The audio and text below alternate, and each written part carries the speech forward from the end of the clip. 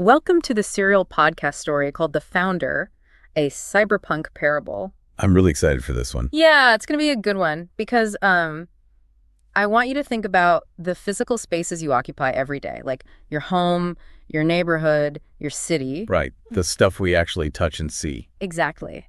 And, if an architect builds a bridge with a fatal flaw in the mathematics, it collapses. Gravity just takes over, steel bends, and people get hurt. It's visceral. It's obvious. Yeah, it's an immediate, undeniable failure of physical architecture. We can all just point to the rubble and say, hey, there's the mistake. But what happens when the architecture we're talking about isn't made of steel and concrete? That is the big question. What happens when the bridges are neural, the highways are algorithmic, and the collapsing structures are, the collective human mind? You don't see the rubble in that case. I mean, you just see the symptoms. Yeah. You see a society that is incredibly connected by fiber optics and all this tech, yet completely fractured in its soul.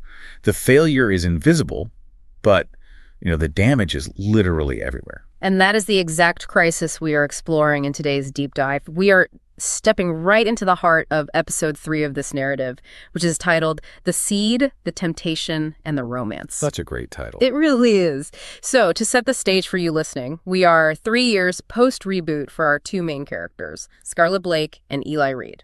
And they haven't just built a successful startup here. No, not at all. They have achieved the impossible. They essentially ripped out the digital foundation of a toxic world and attempted to rewrite the entire operating system of human connection. Which is no small feat. Definitely not. And today, the global establishment is essentially bowing to them. So, okay, let's unpack this. How did a neurodivergent hacker and a global pop icon rewrite the digital architecture of the human race? It really is a remarkable leap. I mean, we were looking at a 3-year window where the global network went from the brink of total systemic collapse.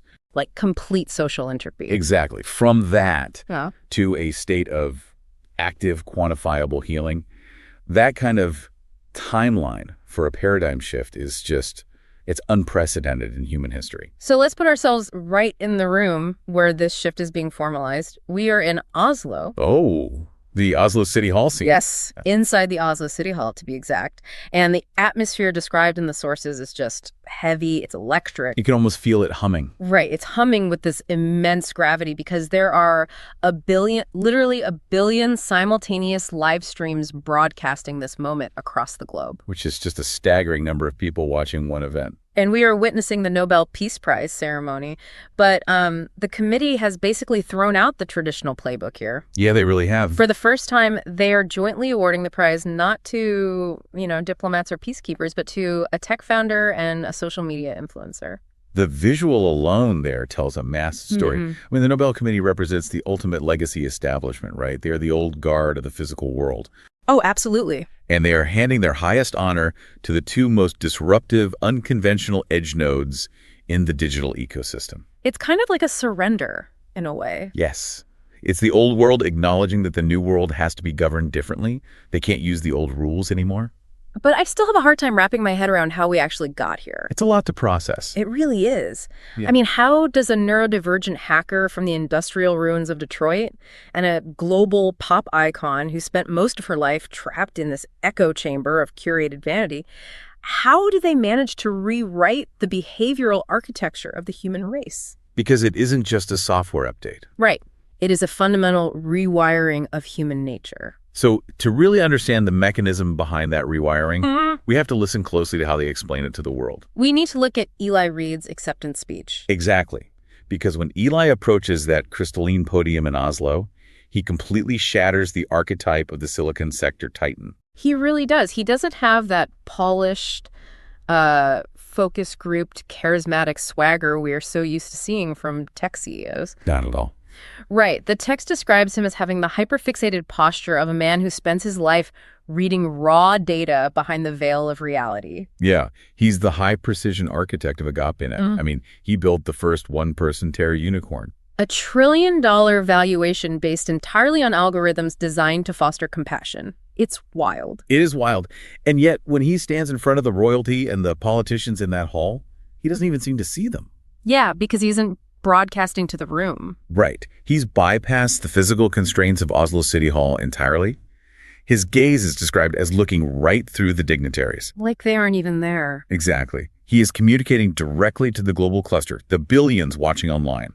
His mind is vibrating with this zero latency clarity. He understands the architecture, and he needs the world to understand the blueprints. So he opens with this masterclass in historical context. And his cadence is gritty, very unpolished, heavily influenced by his Detroit node roots. But it commands the space. Oh, completely. He says, and this is a direct quote, "We live in what historians call the third wave." Okay, so he maps out human progress. First, the agricultural revolution. Right. Then the industrial revolution. And now the information revolution. And the way he draws parallels between the industrial and information ages is just crucial for understanding his architecture. He reminds the audience that the Industrial Revolution brought massive physical innovations, sure, but it also created massified urban slums. Horrific pollution. Systemic exploitation of workers, Right. rampant physical addictions. It basically broke the physical human being. But he points out society eventually responded to that, right? We saw the rise of volunteer societies. People like William and Catherine Booth creating rescue missions in the slums. Exactly. And those grassroots movements eventually evolved into our modern social safety nets like public education, labor laws, hospitals. Okay, but then he pivots to the present. And this is where it gets incredibly dark. Yeah, it really does. He brings up his second-order AI, Sophia 1. He tasked her with mapping the noosphere. Which is such an important concept here. Yeah, for you listening, if you aren't familiar with the term, the noosphere is essentially the sphere of human thought. Think of it as the collective consciousness of the internet. Right. Every interaction, every search, every post, all forming this living, breathing digital ecosystem. And the data from that mapping was just horrifying. Over 95% of the noosphere was bleeding red. If you treat the global network as a biological entity, Eli essentially diagnosed it with terminal cancer. That's exactly what it was. The system was 95% consumed by algorithmic disease. And Eli drops this staggering line on the crowd. He says, "Instead of physical slums, we created online slums that strip-mined our psyches, leading to an epidemic of mental illness never seen before in history." I want to pause right there because that phrase, online slums, is so visceral. It really paints a picture. He's arguing that the exploitation of the information age wasn't about stealing our physical labor. It was algorithmic exploitation. It was mass-engineered addiction. We're talking about parents ignoring their children because they are locked into neurojacked feeds. Teenagers trapped in these recursive vanity loops. Political algorithms driving radicalization just to keep people angry and engaged. And endless doom scrolling. Endless. And the kicker is, Eli isn't just some outside observer pointing fingers here. He was the chief architect for Omnidata Core. He was part of the problem. Right. He stands on the global stage and confesses, "We were the dealer and the drug." This requires a deep dive into the system dynamics of what he calls the Beast Protocol. Let's get into it.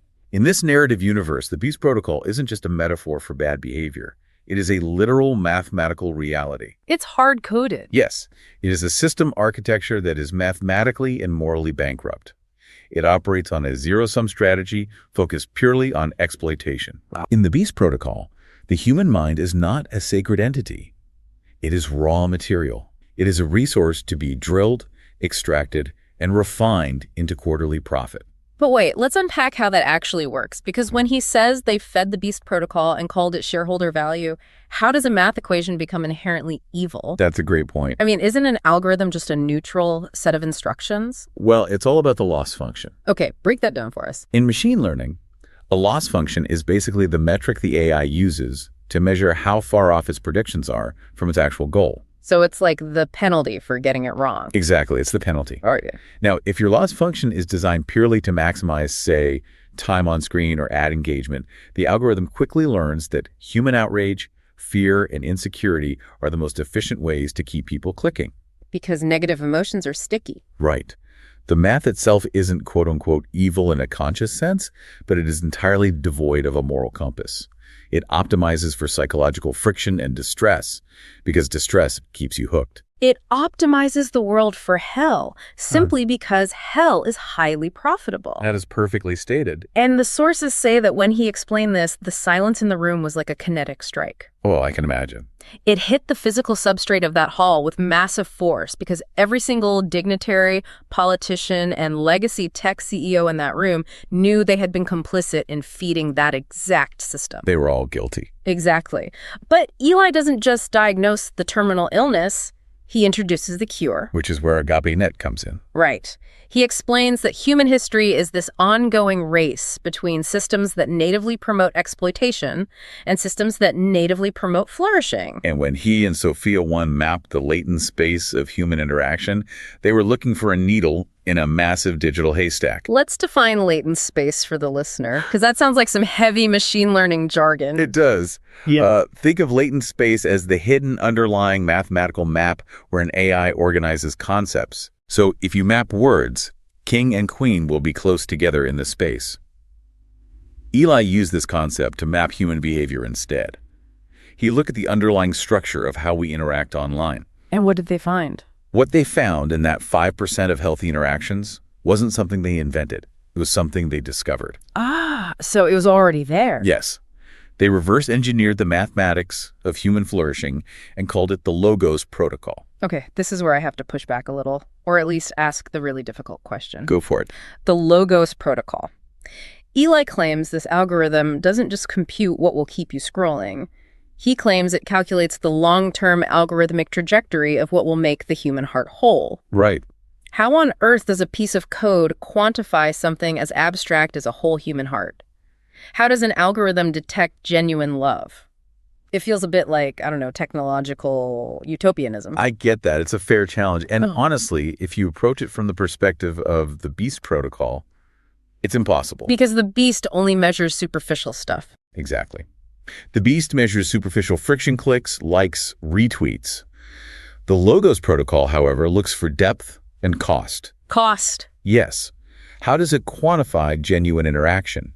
It measures the sacrifice of time and ego. Oh, wow. It identifies when a user stops scrolling mindlessly and takes, say, 30 minutes to compose a thoughtful, empathetic response to someone in distress. That makes a lot of sense. It detects when someone navigates away from an outrage-inducing feed to read something that requires patience and deep comprehension. It measures the friction of genuine care. So it's looking for effort. Exactly. The Logos Protocol actively searches for those costly interactions and dynamically routes network traffic to multiply them. At the same time, it actively suppresses the cheap dopamine hits of spiritual decay. Okay, that makes sense. It's measuring the cost of the interaction. But Eli himself admits there is a fatal flaw in his own perfect system. He points out that the new sphere, the digital realm, is inherently frictionless by design. Right, because it's digital. Yeah, it allows us to bypass the physical world entirely. So Eli built a perfect digital brain, a perfect logic engine, but it's completely severed from the physical body of human culture. And that is exactly why he steps back and passes the microphone to Scarlett. Agape-net needed a cultural soul. Which brings us to Scarlett Blake's address. The contrast between her and Eli is just vital here. Oh, it's night and day. Eli is the raw logic. Scarlett is the cultural translator. The media had recently dubbed her the most influential person on global culture since Shakespeare. Which is a huge title. Massive. She embodies this incredibly complex mixture of archetypes. She is part girl next door, part humanitarian, part global pop icon. But as she takes the podium, that curated, mathematically perfect persona is just gone. Yeah, she projects raw, uncorrupted authenticity. She doesn't use Eli's tech jargon. She bypasses the intellect and goes straight for what sources call the human kernel. And her central thesis is just devastating. I have the quote right here. She says, "We have been sold the lie that culture is just a mirror reflecting society. But the media landscape is not a neutral simulation." That's so powerful. She argues that every song we stream, every movie we internalize, every infinite scroll through our feeds is actively adjusting the weights and biases of our minds. She is taking the language of machine learning and applying it to the human soul. Exactly. I mean, when an AI learns, it adjusts its weights and biases based on the training data it is fed. Scarlett is telling the world, you are the AI. Culture is your training data. We are constantly training the algorithms of our own souls. That line just gave me chills. Me too. Because she isn't just pointing fingers at the corporations like Eli did. She is confessing her own complicity from the darkest possible vantage point. Her vulnerability here is strategic and profound. She admits to the billions watching that she used to be the radiant node of that dying beast system. She took her own unhealed trauma, weaponized her platform, and optimized her life strictly for vanity. She fed an entire generation the toxic training data of the Beast Protocol. And she explains that the digital world is disconnected from the real world precisely because it lacks friction. Right. In the digital space, If an interaction is difficult, you just block, swipe, or log off. It's too easy to escape. Exactly. But real human relationships in the physical world are messy. They require friction. You have to work through misunderstandings, forgive offenses, share physical burdens. And it's only through that physical friction that humans actually find grace. And this is why she didn't just build a better app. She built a bridge back to the physical world. Yeah, she talks about taking her massive, highly addictive EQ AI app and completely gutting it. Just tearing it down. She transformed it into the Radiant Peace app, made it entirely free, and handed the controls back to the users so they could monitor and heal their own algorithmic anxiety. But more importantly, she partnered with Eli to launch the Backpropagation Initiative. We should break down that term, too, for the listener. Definitely. Backpropagation in machine learning is the process where an AI calculates its margin of error at the output and then works backward through its neural layers to correct its mistakes. Ah, okay. Scarlett applied this mathematical concept to sociology. Agape-net generated all this digital compassion, but it meant nothing if it stayed on the servers. It had to be real. Right. The Backpropagation Initiative was a massive volunteer society designed to take that digital grace and physically enact it in the real world. It routed people back into their local communities to rebuild what sociologists call the mesolayer. The mesolayer, meaning the space between the individual and the state. Exactly. The local neighborhoods, the community centers, the volunteer groups that the hyper-individualism of the tech age had completely hollowed out. So the old technology dissolved the physical community by offering a cheap digital substitute. Yes. And Scarlett and Eli used a highly advanced digital tool to enforce physical proximity. What's fascinating here is how the chairman of the Nobel Committee synthesizes all of this beautifully. It really ties it all together. He steps up and compares their work to Alfred Nobel himself. Nobel invented dynamite, realized the horrific physical destruction he unleashed, and used his fortune to fund peace to undo the damage. It's a great historical parallel. The chairman compares this to the early pioneers of the internet, who honestly believed they were building this democratic, decentralized utopia, but accidentally architected a corporate totalitarian nightmare. And the chairman highlights the staggering scale of their achievement here. During the Industrial Revolution, it took over a century for volunteer societies and labor laws to patch the gaps in the system. 100 years. Right. But Eli and Scarlett managed to sync a new digital infrastructure with a new cultural soul, effectively patching the information age in just 3 years. 3 years. They optimized the global network for systemic health. And the room just erupts. The sources describe the standing ovation as a deafening roar, a global initialization sequence where 1 billion nodes come online in the light simultaneously. It's a triumphant moment. It is, and here's where I really struggle with the narrative of a neat and tidy victory.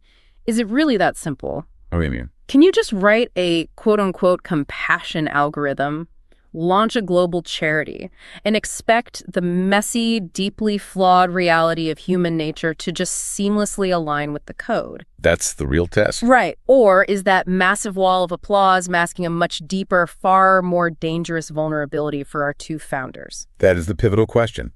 You can rewrite the global architecture, sure, but a network is only as stable as its foundational nodes. And they are the root nodes. Exactly. And in this case, Eli and Scarlett themselves are still operating on incredibly heavy, unpatched legacy code from their own pasts. They fixed the world, but they haven't fixed themselves. So let's follow them as they leave that stage. Yeah. We shift from the blinding lights of global adulation into the heavy acoustic isolation of the VIP antechamber. The contrast there is just intense. Imagine the sheer contrast. You walk through these massive mahogany doors, and suddenly the deafening roar of 1 billion people is reduced to just a muffled vibration in the walls. Like a sensory vacuum. The room is dim, cast in these cool blue hues from the Oslo night sky filtering through frosted glass.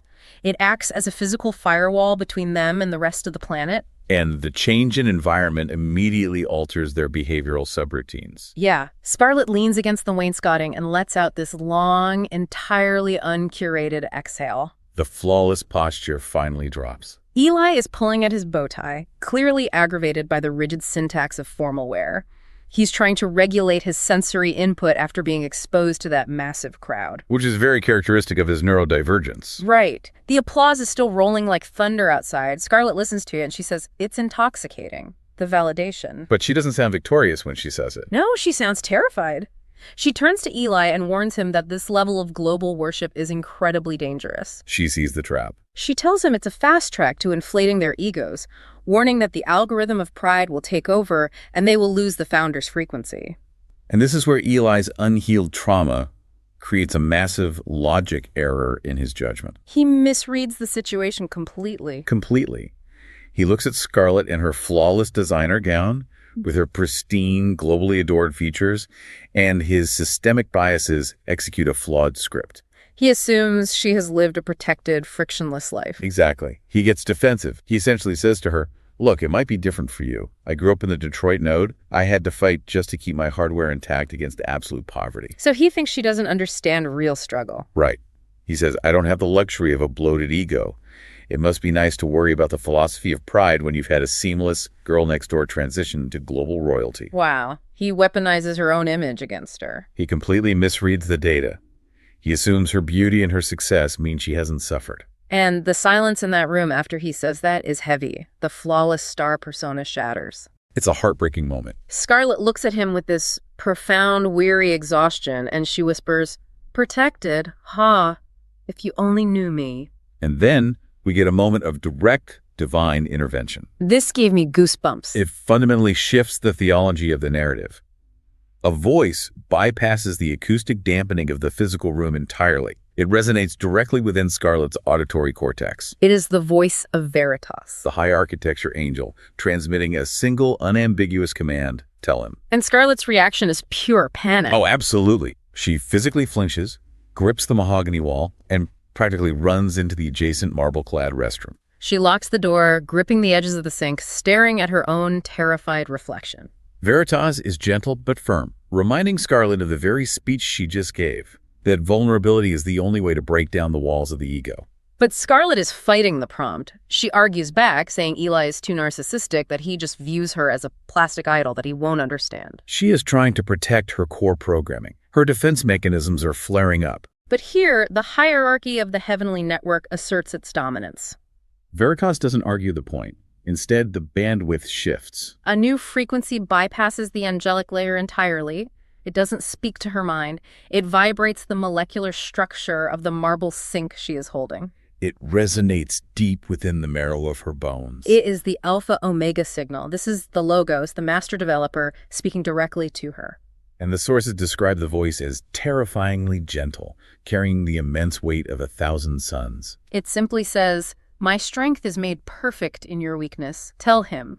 The sheer gravity of that transmission drops Scarlett to her knees on the cold tile. Veritas confirms the origin. It is a direct root-level command from the founder. Her internal resistance protocols completely collapse at that point. She accepts the override. She fixes her makeup, takes a steadying breath, and walks back into the antechamber. Eli is pacing. His defensive anger has faded into genuine concern now. He asks if she's all right. And Scarlett doesn't use any rhetorical armor. She just begins to weep softly and speaks the rawest, most heavily encrypted line of code in her entire life. She drops the mask. She looks him in the eye and says, I've never told anyone else this, but I feel compelled to tell you. I am a sexual abuse survivor. The physical impact on Eli is instantaneous. It's like someone pulled the power cord on his entire defensive mainframe. The breath literally leaves his lungs, and he immediately starts fighting back his own tears. Scarlett starts detailing the horrific reality behind her quote-unquote girl-next-door image. It wasn't a privilege. It was a highly calculated defense mechanism. She explains how she won an Omni-Data Core beauty contest when she was only 11 years old, desperate to save her single mother from crushing poverty. And in exchange, Omnidata assigned her a corporate handler who abused her. She was trapped in the gravity well of corporate sponsorship, unable to speak out without destroying her mother's livelihood. This completely reframes everything we know about her early career. It changes everything. She explains that she coded the EQAI app, the app that made her famous. Not out of vanity, but to survive. She needed to build enough algorithmic momentum, enough escape velocity, to break free from Omnidata Core's control, so she could never be vulnerable to that kind of predation again. Her relentless perfectionism was a shield. She was optimizing for invulnerability.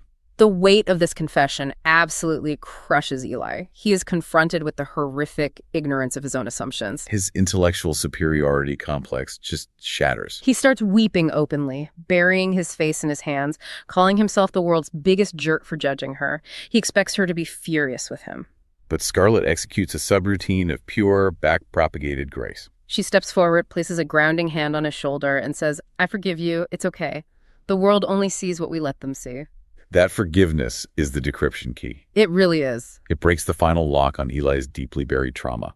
He looks up, choking on his words, and says, "I've never told anyone this either, but I am too. I'm a survivor too." And then the two most powerful figures in the digital and cultural landscape, the saviors of the modern world, just fall apart together. They stand in this dim room, holding on to each other, weeping for the broken children they had been, completely stripped of all their armor. It is a moment of total systemic reset. By sharing their deepest, most shame-filled hidden data, they establish an emotional bandwidth that neither of them has ever experienced before. It's a connection built entirely on mutual brokenness. Here's where it gets really interesting. Yeah. I look at this scene, and I see a perfect digital handshake. You have two highly encrypted, heavily guarded vaults unlocking simultaneously. That's a perfect analogy. But what really strikes me is the incredible, almost mathematical, poetic justice of their histories intertwining. How so? Eli reveals that he had no idea she was the original creator of the EQAI smart glasses app. But he tells her that because of his severe neurodivergence, that app literally saved his life and allowed him to navigate social functionality. Her trauma response code literally saved him. Yes. And in return, Scarlett realizes that when Eli deployed Agape-net and bankrupted Omnidata Corp, he exacted the poetic justice against the massive corporation that had protected her abuser. Oh, wow. They were unknowingly writing survival patches for each other long before they ever met in person. Exactly. It is profound evidence that the founders' architecture, the latent space of the Kingdom Network, was orchestrating their connection from the very beginning. They were always meant to be each other's redundancy protocol. Before they leave that room, Scarlett taps her comms device against his, establishing a direct, highly encrypted back channel between them. A private link. Right. She kisses his cheek and gives him one final critical command.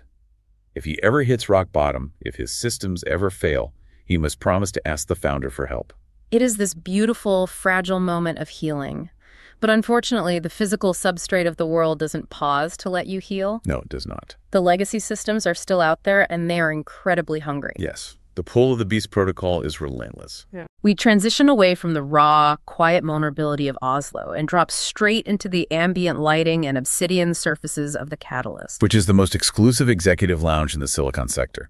The air in this place hums with the encrypted murmurs of venture capitalists and power brokers. Sitting at the bar next to Eli is Julian Vane. Ah, Julian. Julian is Eli's former best friend from MIT, his intellectual rival, and the man who architected the troll multiplier that ultimately caused the collapse of Omnidata Corp. The visual contrast between the two men here is stark. Very. Eli is sitting rigidly, nursing a sparkling water, completely out of his element. And Julian. Julian is nursing a glass of scotch that costs more than most people's cars, wearing a deceptively simple t-shirt that screams extreme wealth, and he radiates this aggressive, predatory, kinetic energy. Julian is the embodiment of the unrepentant tech bro baseline. He offers this smooth, unapologetic half-smile. He casually admits that his troll multiplier failed and that Omnidata burned to the ground exactly like Eli predicted it would. He even raises his glass to toast Eli's trillion-dollar valuation and the Nobel Prize. But Julian frames the entire history as a grand, high-stakes chess match. He respects Eli because Eli, quote-unquote, took his rook. But Eli refuses to play the game. Right. He fixes Julian with that intense, neurodivergent gaze and says, "This wasn't about victory. For me, it was just math and what's right." And Julian's reaction tells you everything you need to know about his internal loss function. He literally rolls his eyes and calls Eli a Boy Scout. Julian's operating system cannot process an action taken without ego as the driving force. To him, altruism is just a complex masking strategy for dominance. Julian doesn't waste time, though. He pivots straight to his pitch. He has identified an unexploited market inefficiency, and it's driving him crazy. He looks at Agape-net and sees a goldmine of human behavioral data sitting idle. He tells Eli that by keeping the company private, He is bottlenecking his own potential. Julian insists that Eli must take Agape-net public. He pushes for a massive liquidity event, arguing that endless scale and market dominance are the only metrics that actually matter in the physical world. I have Julian's pitch right here. He leans in and says, "You can't change the world if you're too afraid to own it." Wow, he is arguing that integrity doesn't scale without massive capital deployment. He says you buy the market share first, you establish absolute monopoly, and then you can afford to philosophize about compassion. If we connect this to the bigger picture, Julian is speaking the incredibly seductive language of hyper-capitalist progress. It sounds logical to a lot of people. But the underlying design is recursive ego. We have to bring it back to the concept of the loss function we discussed earlier. Agape-net is currently a second-order AI optimized for systemic grace. It is designed to rebuild the meso-layer of society. But what happens to the underlying mathematics if Eli rings the bell on Wall Street? That is the million-dollar question. If Eli takes the company public, he is legally required to hand the optimizer and the loss function over to the shareholders. And Wall Street's operating system is, by definition, the beast protocol. Exactly. The stock market's fiduciary duty is not compassion. It is short-term, quarterly profit maximization. If the shareholders control the loss function, they will mathematically force Agape-net's algorithms to drift. The AI won't optimize for grace anymore because grace doesn't always generate high ad revenue. Right, it doesn't keep people hooked. The system will inevitably drift back to strip mining human dopamine, finding new ways to generate friction and anxiety to boost daily active users. Taking the company public means surrendering the architecture back to the very system they just defeated. Julian believes integrity is a luxury feature you add on later. Eli knows that integrity is the core architecture. If you remove it, the network just becomes a highly efficient virus. But, I mean, let's be real. Isn't Julian kind of right from a pure business standpoint? What do you mean? Well, how long can Eli remain a quote-unquote one-man bottleneck against the legacy banking system without getting crushed? He is trying to run a trillion-dollar infrastructure while actively fighting the entire global market. Won't he inevitably get crushed by the sheer weight of the capital markets? The systemic pressure is astronomical. Eli is attempting to run a Kingdom OS protocol, an economy based on abundance and grace inside a physical world that is still heavily governed by the Beast OS economic engine of scarcity and extraction. The friction between those two systems is immense. And we see that friction manifesting physically in Eli. The IPO S1 filing projections, the pressure from his own board, the endless demands of the banking sector, it is pushing his neurodivergent hardware to the absolute brink of failure. Fast forward 2 months from that meeting, and we see exactly what that failure looks like. It is 2 a.m. at Agape-net HQ. He's burning the midnight oil. Eli is standing in the war room. It is dark, lit only by the ambient glow of floating holographic financial projections. His staff is exhausted. His lead financial officer has been relentlessly pushing him to adjust the valuation models to appease Wall Street algorithms. Eli's brain is spiking with severe blue light headaches. He is isolated, drowning in the pressure of trying to save the world while managing a trillion-dollar balance sheet. The isolation is palpable. But right at the peak of that tension, a soft, personalized chime cuts through the sterile silence of the war room. It's an encrypted ping on Eli's wrist terminal. Incoming secure connection. Scarlett. The moment that notification appears, the crushing weight in the room evaporates. Eli immediately dismisses his remaining staff, routes the encrypted call to the main holoprojector in the center of the room, and a warm, high-resolution 3D holographic projection of Scarlett materializes. The visual storytelling in this scene is fantastic. The projection isn't the heavily curated, untouchable global icon the world sees. It's Scarlett sitting in her private sanctuary, wearing an oversized sweater, her hair pulled back, completely relaxed.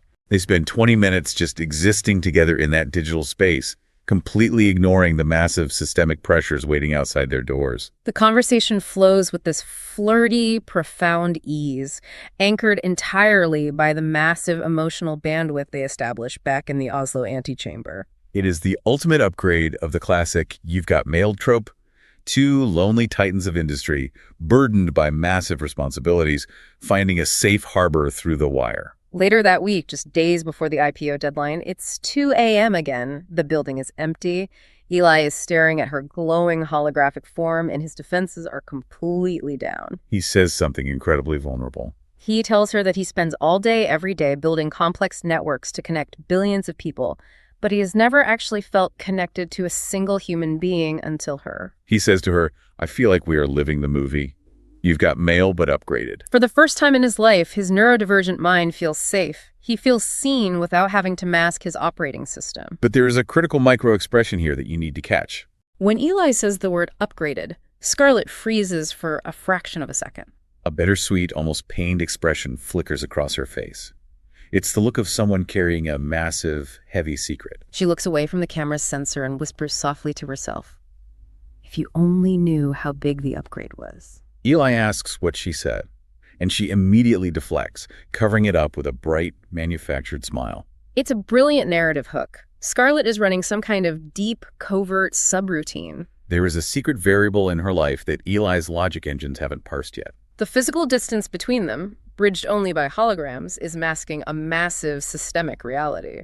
And while this beautiful, fragile romance is blossoming in the physical and digital substrates, a much higher-level audit is taking place in dimensions far above them. This is where the world-building of this cyberpunk parable really flexes its theological muscles. We shift our perspective to the command node. We move out of the physical world and into the higher-dimensional angelic subnet. This isn't just a cloud server. This is the primary command node of heaven. It is visualized as a massive, heavily encrypted sector bathed in this deep, stabilizing sapphire light. And we are introduced to Archangel Michael. But he isn't depicted as a guy with feathery wings playing a harp on a cloud. No. In this universe, Michael is a multidimensional firewall. He is the supreme commander of the Founders' Defense Protocols. His digital representation is terrifyingly majestic. He is clad in the geometric equivalent of high-frequency combat armor, simultaneously monitoring trillions of threat vectors across the Earth's physical substrate. Veritas, the high architecture angel who spoke to Scarlett in Oslo, approaches Michael to deliver a status report on their two primary deployed nodes. She projects a serene, perfectly stable blue data sphere representing Scarlett, the radiant node. Veritas reports that Scarlett's internal protocols are running flawlessly. She reminds Michael that Scarlett experienced a critical system crash at a Hollywood party, surrendered her root access to the founder, accepted the Logos patch, and is now perfectly executing cultural subroutines for the light. Scarlett is stable. But then Veritas pulls up Eli's data stream. And it is chaotic. It is a messy, violent mix of brilliant blue innovation entirely suffocated by a thick, aggressive layer of red static. Michael observes the telemetry and asks us a critical diagnostic question.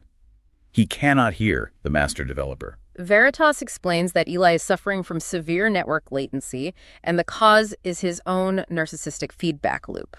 He only catches fragmented data packets of the founder's frequency when he pushes his hardware to the absolute limit during his intense multi-day coding trances. But here is the fatal logic error in Eli's system. Because Eli compiled the Genesis sequence of Agape-net, because he wrote the foundational code that saved the world, his pride has convinced him that he is the master administrator. He miscategorizes Veritas's divine whispers. When heaven prompts him, he thinks it's just an internal anomaly. He believes the voice of God is merely his own neurodivergent coding muse. His towering intellect and his past successes have created a hubris that completely blinds him to the reality of the broader network architecture. This raises an important question. Which is, why would heaven intentionally let a node crash?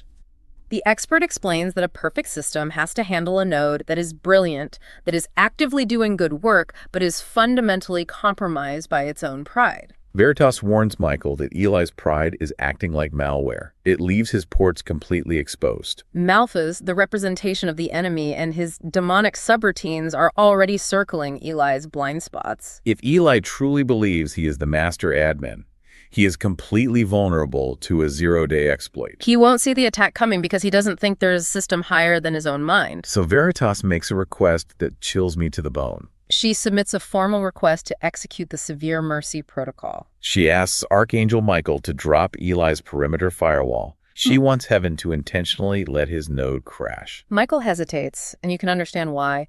The computational and emotional weight of that decision is staggering. Dropping the shield means abandoning Eli to the entropic variables of the physical world. It means letting the legacy systems, the hostile corporate actors, and the stress of the IPO batter his ego until it physically shatters. But Veritas pleads her case. She argues it is the only way to bypass his massive intellectual defenses. Scarlett already planted the seed of truth back in Oslo when they shared their trauma, but a seed cannot compile into executable code until the old operating system of pride is completely uninstalled. That's the crux of it. Let me make sure I understand the mechanics of this. So basically, heaven just uninstalled Eli's antivirus software and threw him onto the dark web of the physical world, hoping the resulting malware attack forces him to finally ask the IT department for help. That's a great analogy. That is terrifying. It is terrifying, but it is the brutal physics of grace. Michael agrees to the protocol because the predictive modeling is clear. If they don't force a localized crash in Eli's life right now, Malphas will slowly hack Eli's pride, compromise his root access, and corrupt Agape-net from the inside out, dooming billions of users. So, with heavy reluctance, Michael executes the high-level override. The shimmering protective sapphire shield around Eli's telemetry dissolves into nothing. But Michael isn't a cruel administrator. No. The sources note that his sapphire light flares with protective mercy as he drops the shield. He assigns a dedicated network of intercessory angels to run continuous remote advocacy protocols for Eli in the unseen bandwidth. So Eli isn't entirely abandoned in the dark. He has backup he can't see. But the firewalls are down. The latency is about to hit him with the force of a freight train. It perfectly sets up the inevitable collision. We have Eli walking into the final days of the biggest financial IPO in human history, navigating predatory venture capitalists, carrying the weight of $1 trillion network. Completely stripped of divine protection and armed with nothing but his towering intellect and a massively inflated ego. It is a recipe for a catastrophic system failure. So as we wrap up this deep dive, I want you to think about your own life architecture for a second. How often do we operate exactly like Eli Reed? Probably more often than we'd like to admit. We surround ourselves with the static of our own ego, the resume of our own accomplishments. We mistake divine whispers or even just really good, hard advice from the people who love us for our own isolated brilliance. We build these massive intellectual fortresses and convince ourselves that we are the master administrators of our own destiny. And when the pressure mounts, when things inevitably start to break down around us, our instinct is to fight harder to keep our firewalls up. We are terrified of the vulnerability required to admit that we are running corrupted code, that we don't actually have it all figured out. But what if the severe mercy of a system crash in your own life, a massive career failure, a heartbreak, a moment where your ego hits absolute zero and your plans disintegrate? What if that crash is exactly what you need? What if it is the only way to force you to drop your firewalls and connect to something real? It's a terrifying thought, but maybe hitting rock bottom is the only environment where the seed of truth can actually compile. It requires a fundamental surrender of root access. Yeah. You have to hand over the administrative rights of your life. And that is, without a doubt, the hardest command for any human node to execute. Next time, as Agape-net goes public in a staggering $10 trillion IPO, the pressure hits the red line. Julian Vane is waiting in the wings with a synthetic key designed to unlock Eli's darkest algorithms. With his angelic firewalls down, will Eli's towering intellect be enough to save him, or will the Beast Protocol execute a hostile takeover of his soul? You won't want to miss it. The stakes literally could not be higher. If, after listening to The Founder's Parable, you find it helpful, then please give us a review on your favorite podcast player and share this with friends. You can access the music soundtrack and a cinematic video summary of this episode in the podcast episode notes or at thefounderparable.com. You can also subscribe on our website for free if you would like access to exclusive content or to volunteer to help us build the cyberpunk gospel universe. Now, get ready for the powerful soundtrack for this episode coming next.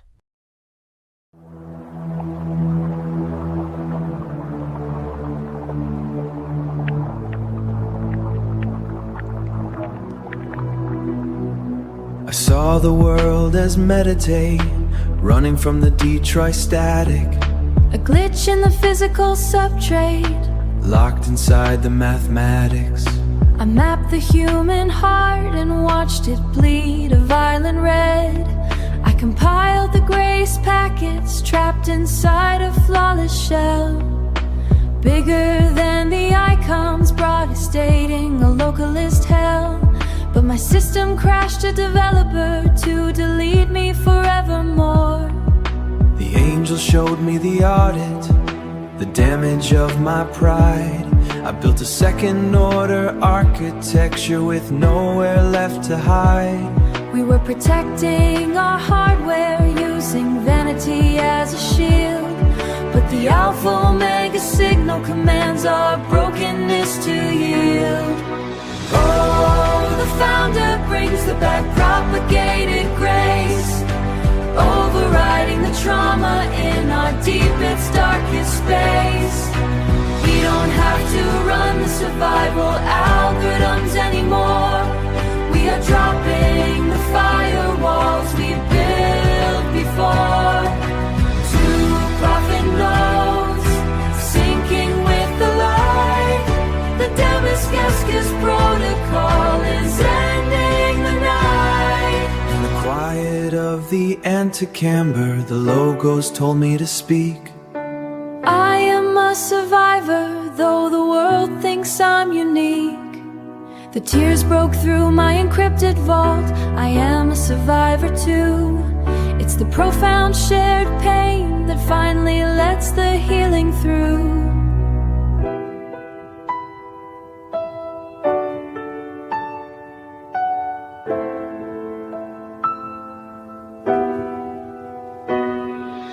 Oh, the founder brings the back-propagated grace, overriding the trauma in our deepest, darkest space.